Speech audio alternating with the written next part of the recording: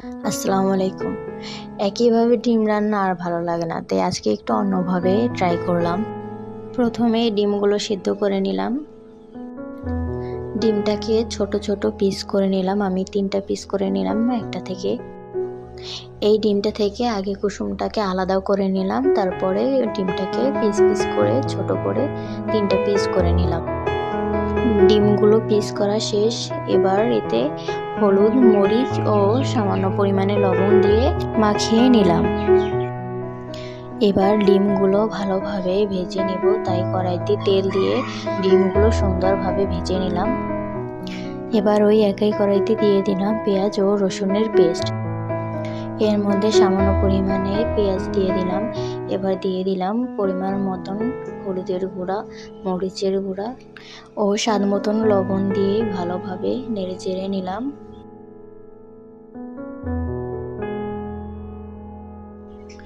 মশলাটা থেকে যাতে গন্ধ না আসে, তাই একটু সামান্য পরিমাণে পানি দিয়ে মশলাটাকে ভালোভাবে ভুনে নিলাম।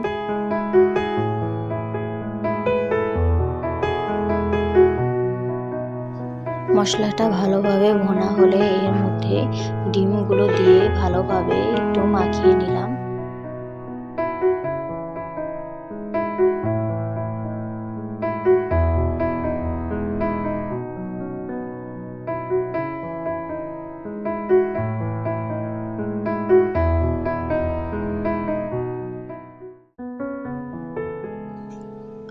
এবার ঝোলের জন্য ডিমের মধ্যে দিয়ে দিলাম পরিমাণ মতন পানি।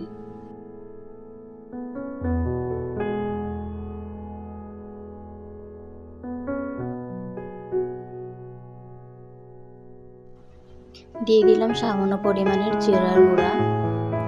এবার ডিমটা হয়ে গেলেই নামিয়ে নিলেই হয়ে গেল অন্য স্বাদের ডিম ভুনা। এইভাবে ডিমটা রান্না করলে অসাধারণ লাগে। ধন্যবাদ ভিডিওটি দেখার জন্য।